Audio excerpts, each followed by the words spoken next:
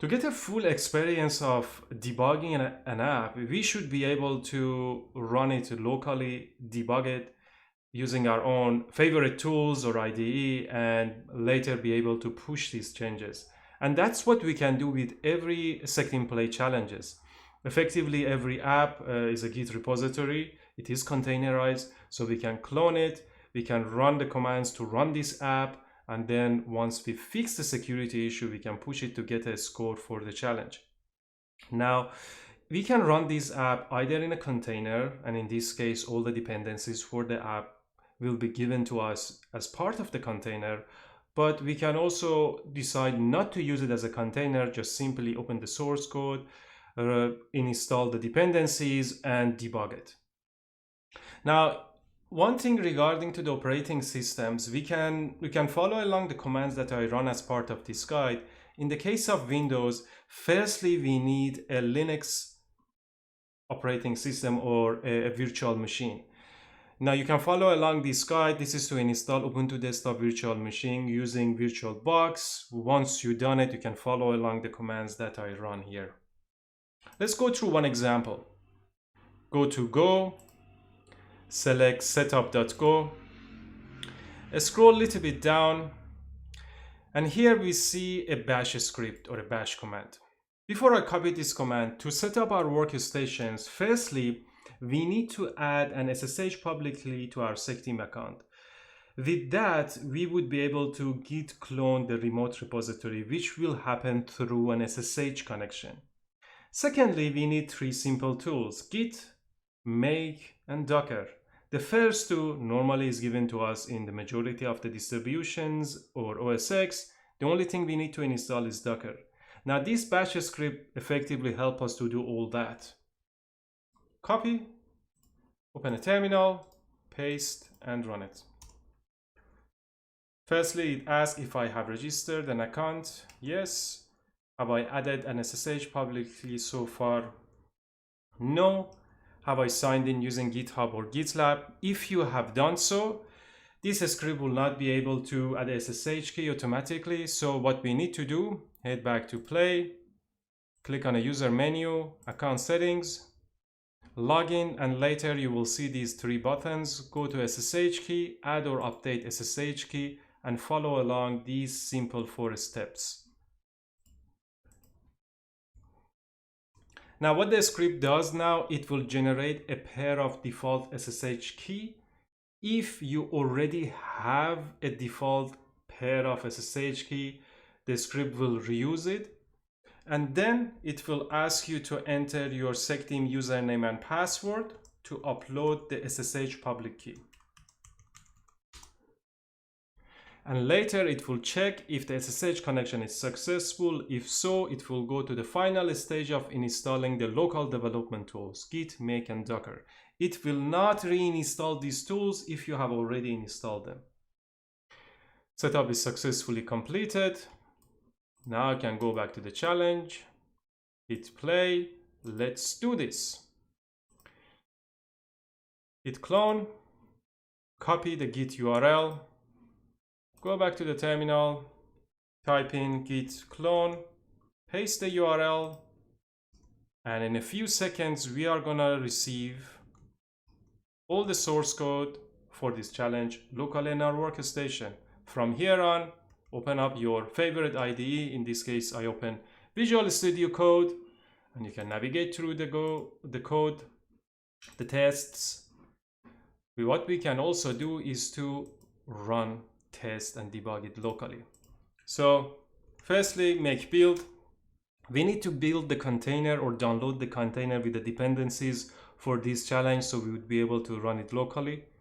So make build will go and fetch the container image. It will then install or build this app, this Go app, within that container. Once this is done, we can run usability test. Make test will run the usability or functionality tests.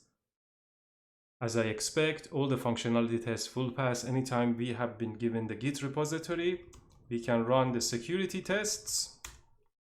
Now all these tests are now running locally on my workstation, and as I expect, the security test did not pass.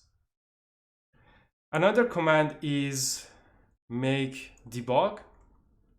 This command will map the source directory from the host or here to the container. So anytime I make a change, let's say here I go to the main code and I add a comment here, save it. Now within this shell, which is this is a shell from the container, all those changes has been reflected inside the container. Now simply I can run any Go commands to run or test it. So for example, to run both usability and security tests, I type go test. To run both of these tests, so the security test pass as fail as I see. So any Go commands, because here you have access to the Go command within the container.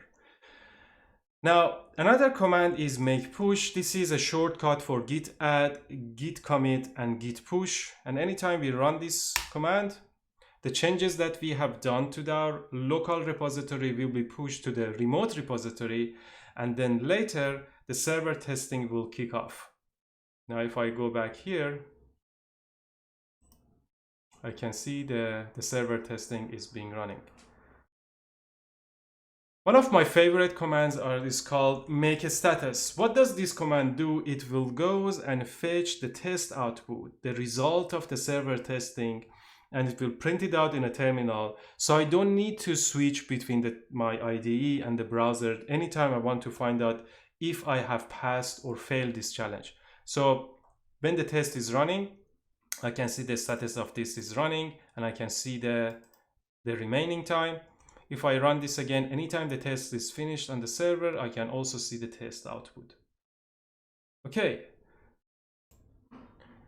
In the usability test, we have two tests function. The first one will send a request to the root, and it expects to receive HTTP 200.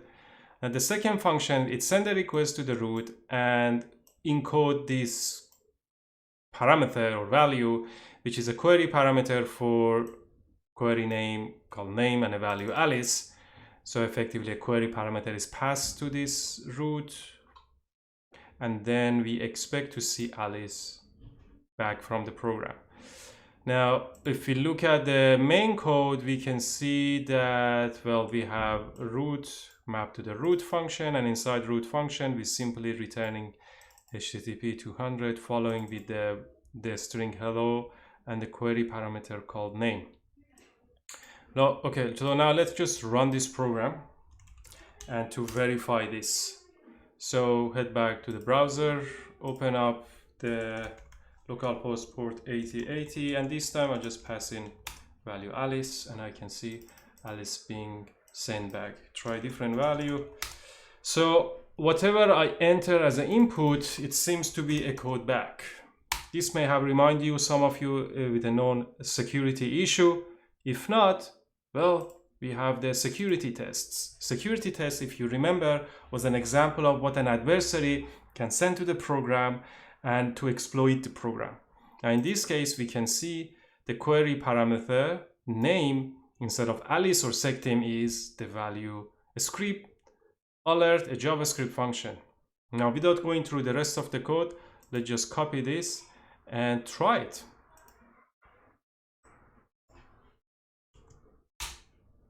And that arbitrary JavaScript code, or the alert one, was executed. This is known as cross-site scripting or reflected XSS. Now I will leave it as exercise for you to go and learn more about it. One of the places you can learn more about XSS is, if you look at the test title right at the end, there is a CWE identifier. If you copy that and search for this, you will come across with this website, which common weakness enumeration, and it will explain in detail that what this vulnerability is and how you can go after fixing it, and a lot more details around it and what else an attacker can do. The other nice thing about this security test is that, which is the focus of the challenge, is how we go after fixing this, or how the application should behave to prevent or eliminate the danger of these types of payload. Now, if we scroll down, we can see an example of how the application should behave. If we look closely, we see some of the characters from the original input, such as the less than sign, has been encoded or HTML encoded. So this is one of the techniques which is known as context-aware output encoding. Now in that, we just need to look at some of these special or unsafe HTML characters and make sure they are being encoded. Now, one way to do it is to, well, we can look at what dependencies has been given to us. We know there's the Echo framework, but the nice thing about Go is we have a library or a package called HTML, and this HTML gives us a number of utility commands that we can use to effectively convert those escape characters or escape sequences. All right, so let me have a look at let's just go and import a new package here called HTML. And then there is a utility command inside HTML package called escape, which effectively does that conversion that I just explained. HTML.escape string. If you want to learn more about what this method does, it's just, you can look it up.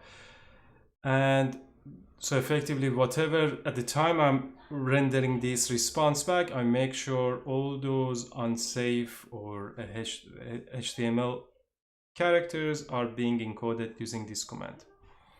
Well, let's just save this. And what I'm going to do is, firstly, I will run always usability tests just to see if I have not broken anything. All functionality tests passed, following with the security tests. I hope this time I have passed all these security tests. As we can see, all of them have been passed. Perfect.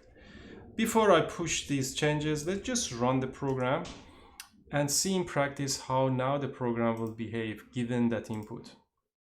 So again, the same payload, I refresh this, and this time I get this thing echoed out. If I look at the source code, I can see all those characters, special characters, HTML characters now being encoded. So my application prevents this version of reflected cross-site scripting.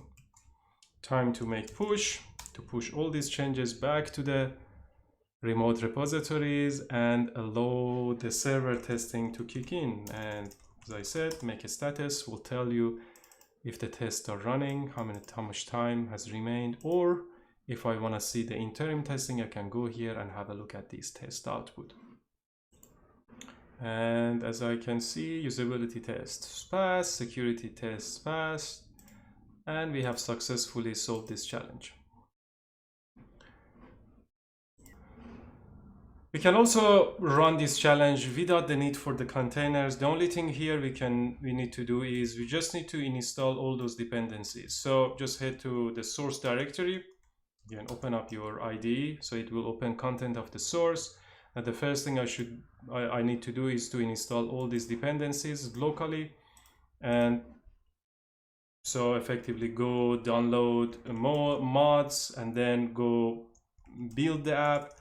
So a similar thing you do with any Go application, you just follow along, and anytime you manage to fix it, make sure you cd1 directory pass, make push, or if you don't want git add, git commit, so to push all these changes back to the remote repository to run the server testing.